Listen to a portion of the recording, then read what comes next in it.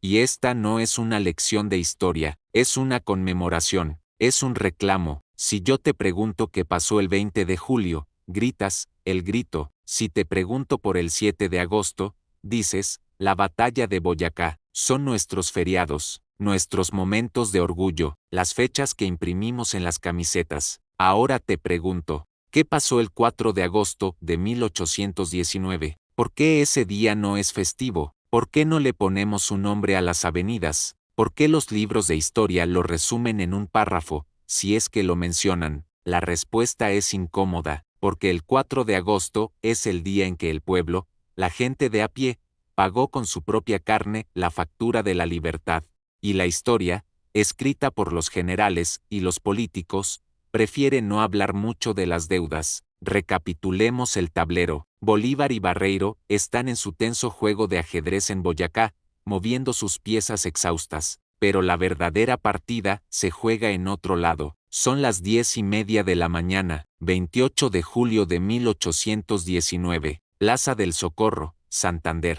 Una mujer de 37 años camina con una serenidad que desafía a la muerte. Viste un traje negro, con un pañuelo y una faja de color mango. No va como una rea, va como una reina a su cadalso. Se llama Antonia Santos Plata, y está a punto de convertirse en la mártir que desatará la furia. Su ejecución no fue un acto de justicia, fue un intento de aterrorizar a la provincia más rebelde. Los realistas creían que matando a la leona, asustarían a los cachorros. Qué poco, que increíblemente poco, conocían a los santandereanos, porque una semana después, el 4 de agosto, esa ejecución se convertiría en el combustible de una de las batallas más salvajes de nuestra historia. Hoy no solo contamos la historia de una batalla olvidada, contamos la historia de una venganza. Esto es Pienta. Para entender la furia de Pienta, primero hay que entender el crimen de Antonia Santos. ¿De qué la acusaba el Imperio Español? Los cargos eran claros.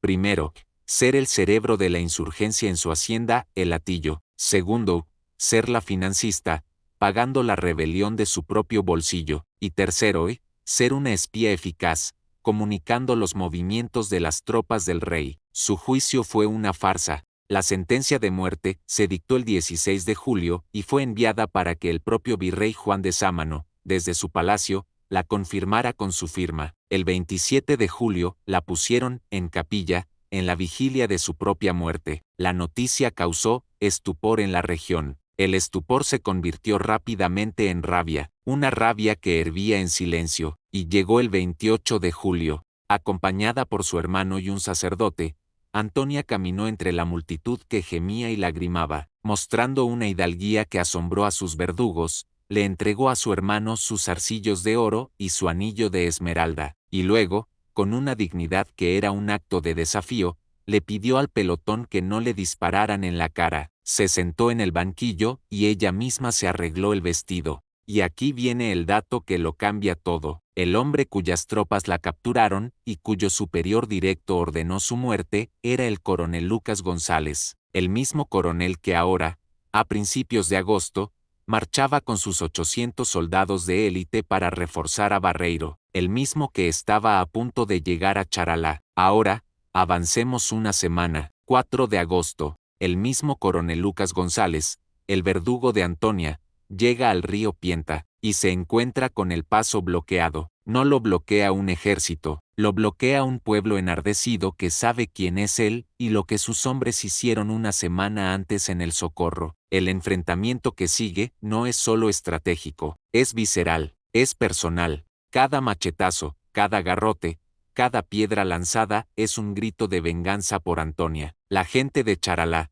de Coromoro, de la región, lucha con una ferocidad que los españoles no pueden comprender. La batalla se extiende por 3 días de un salvajismo increíble, y el resultado es una masacre. Más de 300 patriotas mueren en la contienda. Y aquí, la historia nos regala una rima trágica y perfecta, porque toda la cultura de Occidente glorifica la historia de 300 soldados profesionales, los espartanos, que en un paso estrecho llamado las Termópilas, detuvieron al gigantesco ejército persa. Nos han hecho películas y cómics, pero, ¿y nuestros 300? Nuestros 300 no eran espartanos. No eran la élite militar entrenada para la guerra, eran campesinos con machetes, eran artesanos con garrotes, eran un pueblo entero que, sin un rey que los liderara, decidieron por sí mismos convertirse en un muro humano en el puente sobre el río Pienta. Detuvieron a su propio ejército persa, la columna de González, no solo por la libertad de una patria que apenas nacía, sino por la furia y la venganza de una heroína recién asesinada. La historia admira a los 300 de las Termópilas. Ya es hora de que Colombia empiece a recordar, a venerar, y a contar la historia de los 300 de Pienta. Lucas González ganó la batalla, pero el fantasma de Antonia Santos y el sacrificio de los 300 de Pienta le ganaron la guerra, detuvieron a los refuerzos. 3 días después, en Boyacá, Barreiro miraba al norte, esperando a un ejército que nunca llegó, un ejército detenido por un pueblo que luchaba con el recuerdo de su mártir.